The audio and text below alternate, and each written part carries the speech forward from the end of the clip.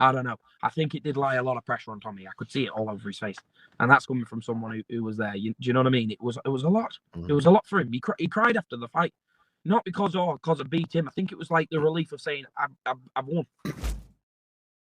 Going on to another one of your relatives, Tommy Fury, of course, fought Jake Paul in a massive fight, a huge fight, huge money fight, made up something like 750,000 pay-per-views. I mean, they were the ones that were legal. So you can only imagine how many people watch this fight.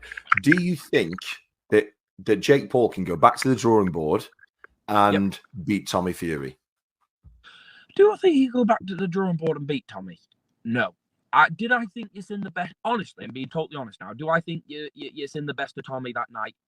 I'm going to say no, because I watched him in sparring. Now, bearing in mind, I seen a bit of Tommy's camp when he was getting ready for the Jake Paul fight, and I watched him in with some very decent kids, and was doing a number. Okay. So you and I'm not on about lads, who you could just say, oh, well, they're all right. I'm talking, good class, good level, top level lads. 15 in the country. I'm talking. Right. I'm not gonna name them because it's not my place to say or do anything like that. I think I've got a pretty good idea who's in his camp. So yeah, they're the good kids. Back of that. And I watched him, but I think the pressure of you got to change your name will leave you in Saudi Arabia if you lose. I think the pressure's lied on him. He's the you're gonna beat a YouTube star, ain't you? You're gonna beat a YouTube star, ain't you? But what you got to bear some in mind is with the YouTube star. If I'm nearly a billionaire and I've got so much money, I can get the best nutritionist in the world. I can get the best trainers in the world. I can go and spar with Lawrence Okoli if I want to. I'll say, yeah, mate, there's 10 grand. Give me some rounds. Show me something. Yeah, absolutely. Right? Now, all right, you could say, well done then, Rick, that being the case. Tommy's got Tyson Fury. Well, let's not get it twisted. There's only one Tyson Fury. There's only one. And no one does what he really does. The man's not normal. He's been to everyone's back garden and beat super champions. It's weird. The man's strange, honestly. I'm talking about my own cousin. The man's touched with the way he does things. Yeah. But what a man in regards to it. So Jake Paul wasn't so much a YouTube star when you've been training with the best fighters for 4 to 5 years. I've got to back you there. That is very true, and he can come back and he can do well.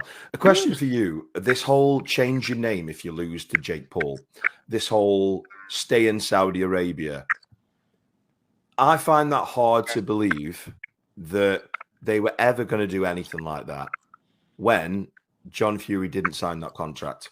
So was it all fun and games? Was it all to drum up the fight, or were they really going to do something horrible to him? Bless him.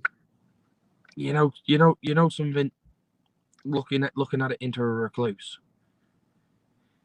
Their dad, John, is a very proud man. Like, my cousin John's proud, like very proud. Mm-hmm.